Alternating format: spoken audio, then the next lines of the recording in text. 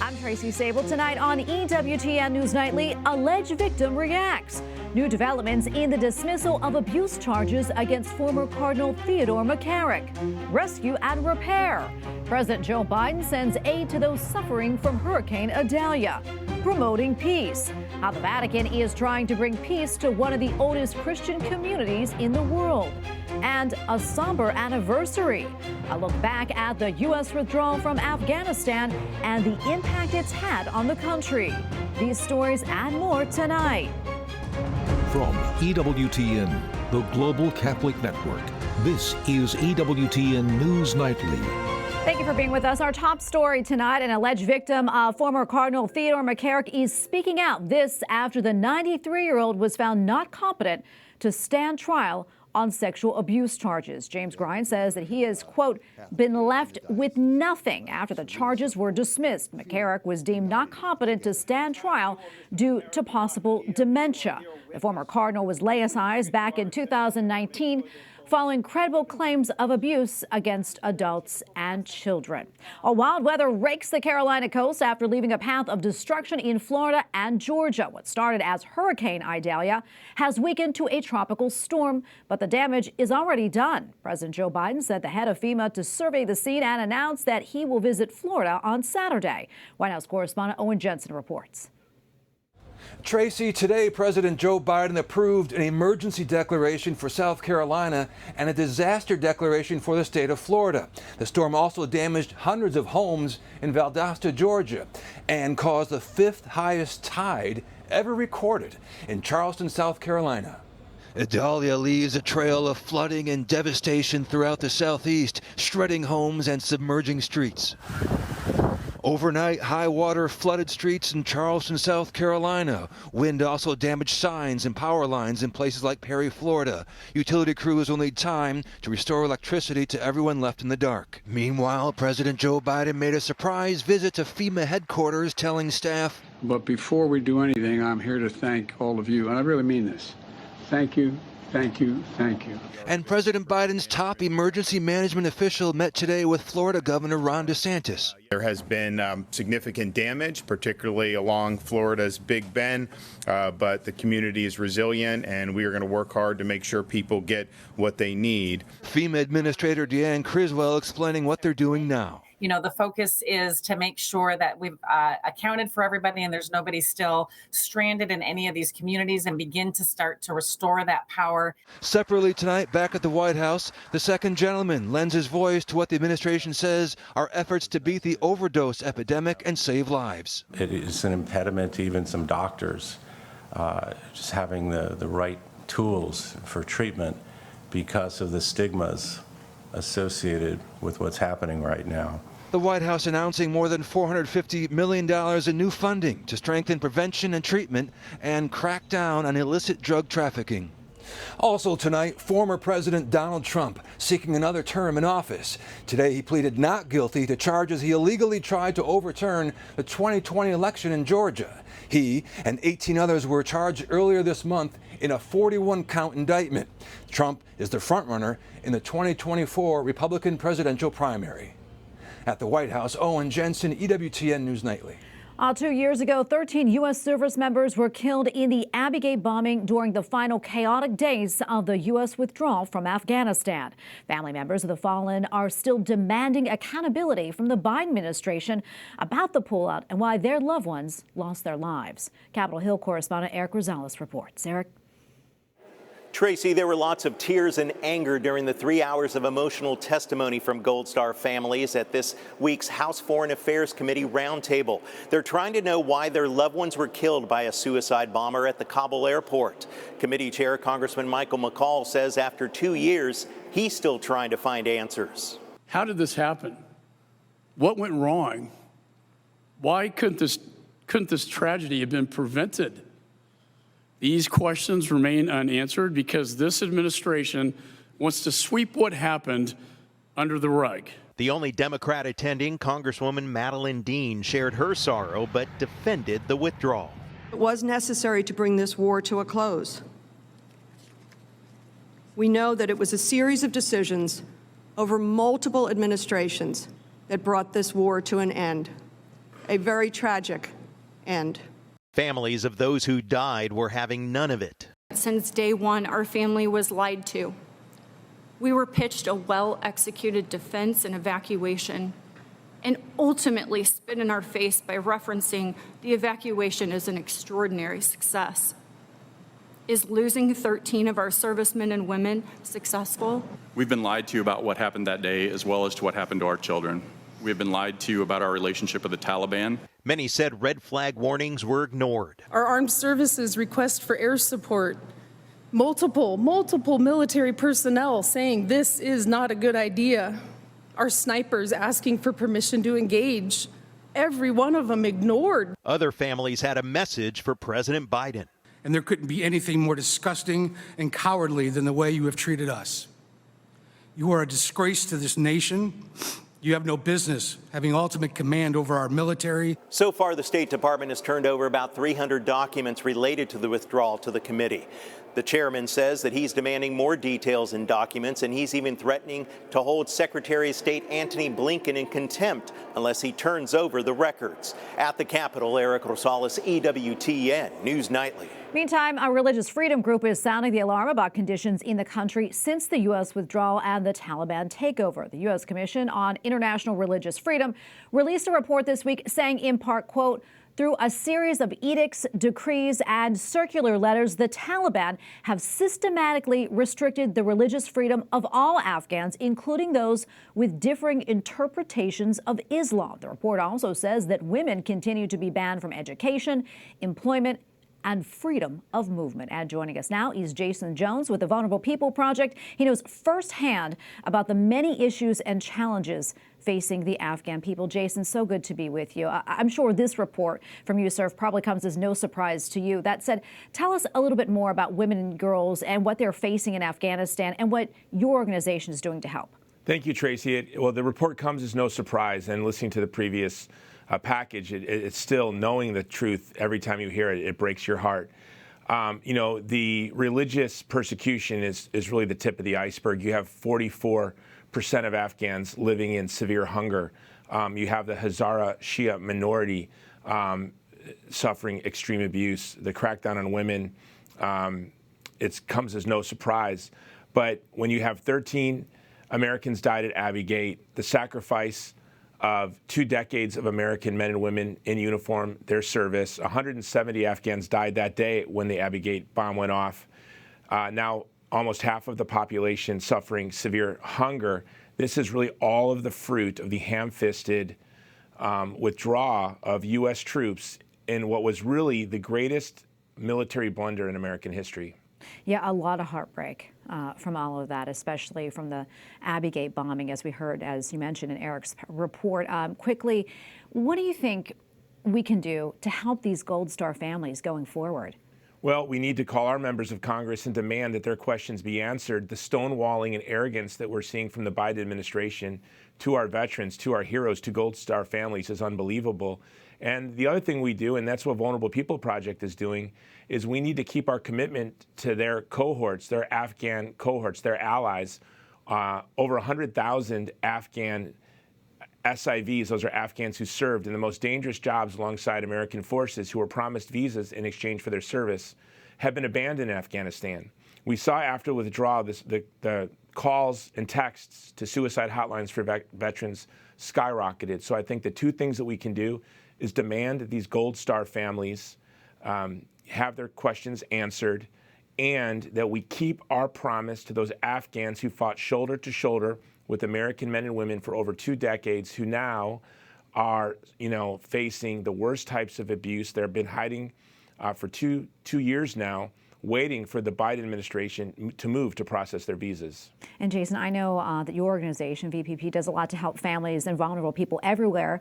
In fact, you were recently in Hawaii helping out in the wake of the devastating wildfires. Tell us more about that. Yeah, my organization I'm from Hawaii, was founded in Hawaii 21 years ago to serve vulnerable communities facing genocide, democide, and war. And it was really an unbelievable experience to be flying back home on a plane with members of my team to set up emergency support in the wake of the tragic fires. I was in Ukraine just earlier this summer, and the damage and devastation that I saw in Lahaina was worse than anything that I've ever seen. And I've traveled with the Peshmerga through Iraq as they liberated it from ISIS and saw those towns.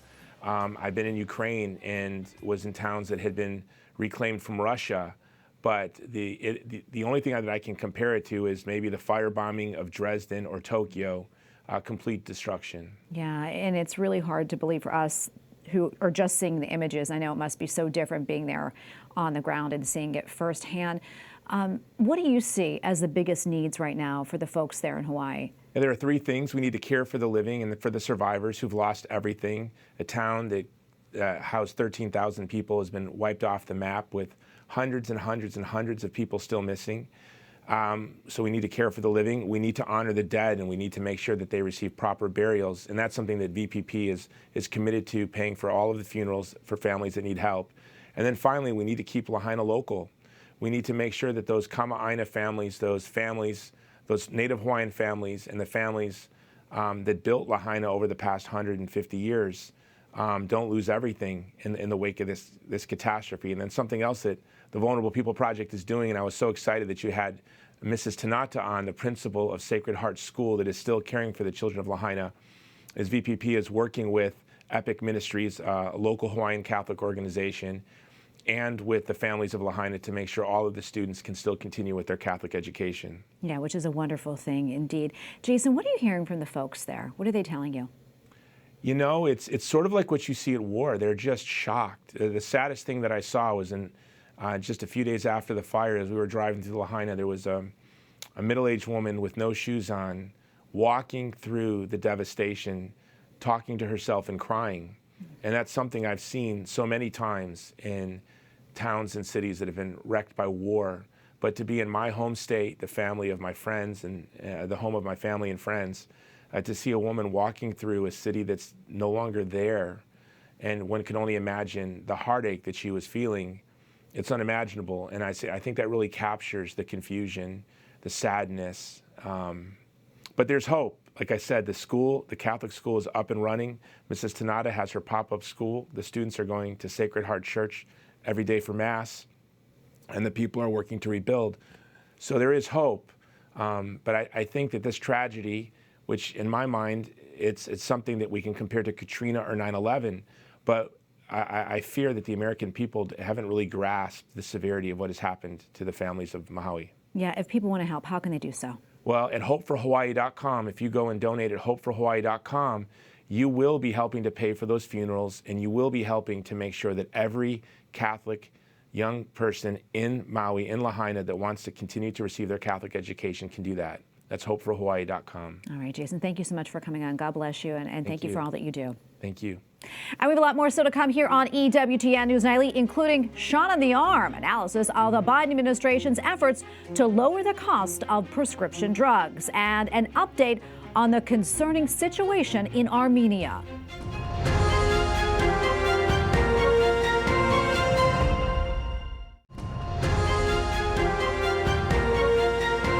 Nebraska's governor has signed a measure defining sex as that which was assigned at birth. The only two options are male and female. Republican Jim Pillen says it is common sense that men do not belong in women's spaces. The measure applies primarily to bathrooms and high school sports teams. Out in Texas, the state Supreme Court has upheld a measure blocking transgender surgeries and puberty blockers for children. A judge suspended the law last week, saying it violated the rights of children. While Americans pay almost 2.5 times more for prescription drugs than any other developed country. That is according to a study from the RAND Corporation, a nonpartisan global think tank. However, those costs could change. That's because the Biden administration announced that Medicare will start negotiating the prices for 10 drugs, including blood thinners and diabetes medication.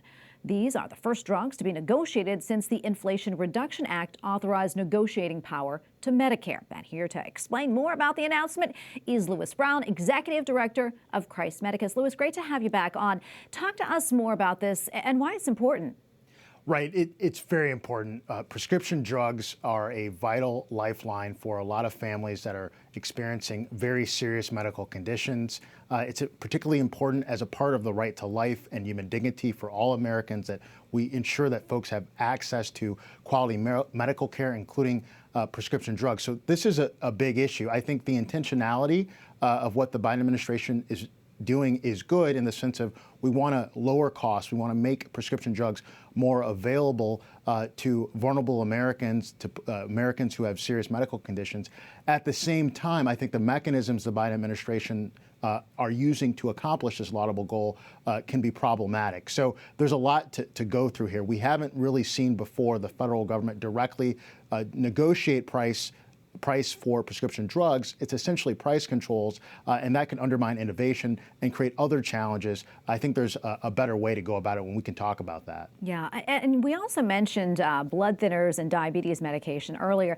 What are some of the other drugs on the list? Right, so there's 10 drugs that they're starting out with. It's important to note that these price negotiations, the results of them aren't going to go into effect this presidential term. It'll not happen until the next presidential term, whoever that may be. But these are the drugs that they've listed are drugs that treat everything from heart failure to, as you said, diabetes, blood cancer, work to prevent other things such as stroke. And so these drugs are important. They help a lot of people. I had a family member recently who had a stroke. And so people need access to prescription drug coverage, no doubt about it. But the problem is in engaging in price controls, we're seeing the federal government increasingly control the entire healthcare landscape. What we know as Catholics is a better approach is to put the patient, the family, the individual at the center of the healthcare system and not take control and run our entire federal healthcare system out of Washington. We need to send that power back to the individual, back to the states. I think that's a better way. Yeah, Louis, I'm curious about this. In 2020, then President Trump, he signed executive orders to help lower the cost of prescription medications, including Medicare Part B drugs. How is this plan? How is it different from that?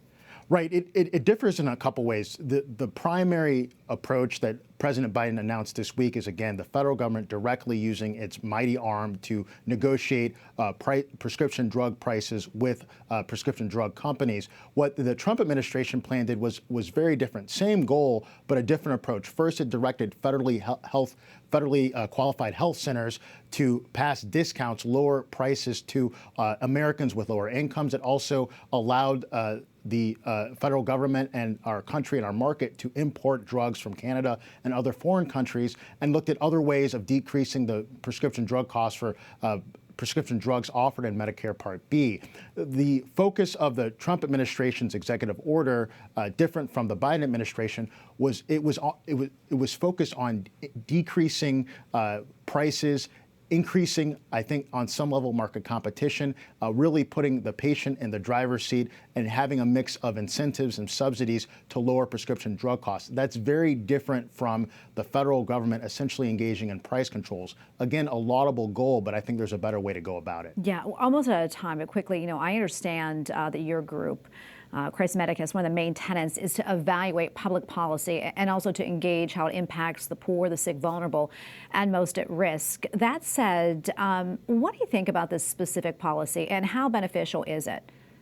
I think the intention is laudable, but I think it's not going to be as beneficial as the Biden administration would like it to be. What we're focused on at the Christ Medicus Foundation, and you can go to cmfcuro.com, is offering Christ-centered health and wellness programs. We think that these solutions of healthcare cost, of providing for the health and wellness of our country is better focused on giving choices to the patient, to the family, to the person with nonprofit, church and family and market solutions, and then the government stepping in. I think over time, this is going to have a negative effect overall, but we're hopeful.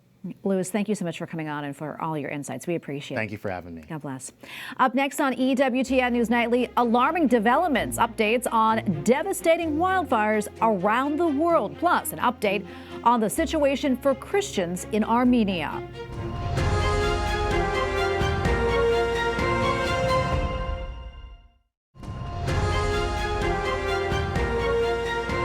Deadly wildfires in northeast Greece continue for a 13th day. Authorities have deployed almost 600 firefighters to combat the blazes.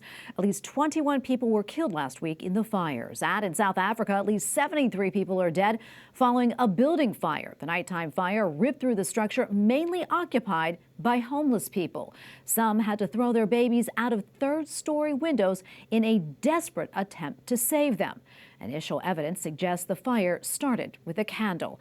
Finally tonight, a territorial dispute between Armenia and Azerbaijan involving tens of thousands of Christians from Armenia shows no sign of being resolved. The Vatican Secretary of State visited Armenia in July. He says the Holy See is ready to help broker a deal to end what has become a humanitarian crisis. For now, Azerbaijan remains unwilling to open the contested road and end the blockade and crisis. Joining us now from Rome is Garen Nazarian, Armenian Ambassador to the Holy See. Mr. Ambassador, great to have you with us. Thank you for your time. How would you describe the situation in Nagorno Karabakh?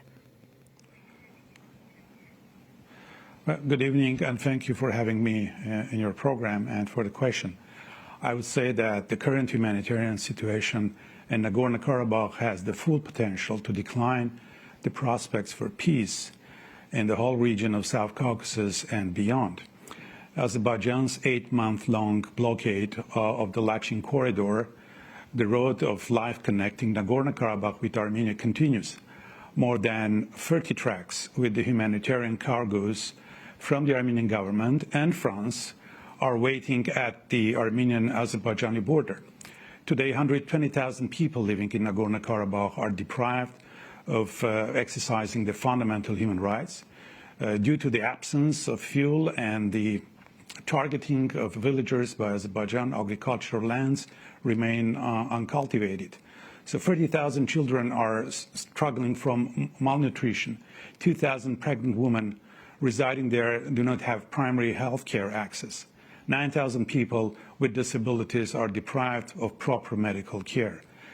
These have doubled the rate of deaths in Nagorno-Karabakh for the past 8 months. Furthermore, the absence of medicine, sanitizers, and other hygiene items creates risks of epidemics in the cities and villages of Nagorno-Karabakh. Since Cardinal Parolin visited in July, may the Secretary of State or the Holy Father himself offer prayers of consolation to families on the way to Mongolia? Well, based on my discussions with the Holy See officials, I can assert that Pope Francis remains focused on the ongoing policy of mass deprivation of all fundamental rights of the entire population of Nagorno-Karabakh.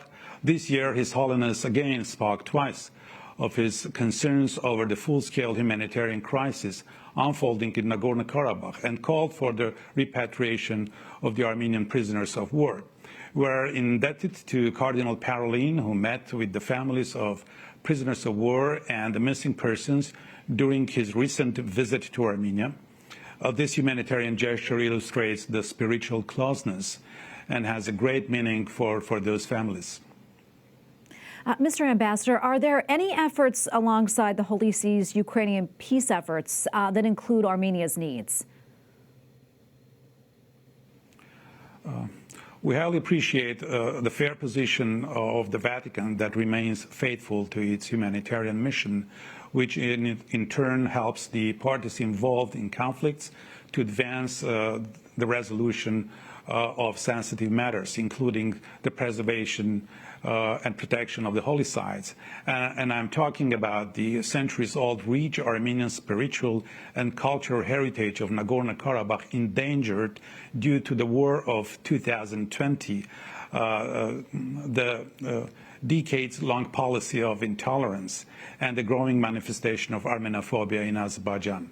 Non-interference in this matter risks losing the Christian, religious, and cultural treasures of Artsakh, which is the historical reference for Nagorno-Karabakh. We intend to continue working with the Holy See and other partners and taking consistent steps to unblock the Lachin corridor. We rely on the influential voice and the steadfast support of the Vatican as well. Images of protests at the border continue to flood social media. Can we expect any additional international efforts, aside from the UN Security Council's meeting? Will there be any additional efforts to rally the international community? Well, preventing the disaster from happening in Nagorno-Karabakh is more critical than ever. It is a direct obligation of all of us, the international actors, including the Holy See, who I believe can influence the situation given the latter's humanitarian engagement in other volatile parts of the world and policy of neutrality, a key factor for providing conditions for peaceful negotiations. Well, Garen Nazarian, Armenian Ambassador to the Holy See, thank you so much, sir, for your time. We appreciate it.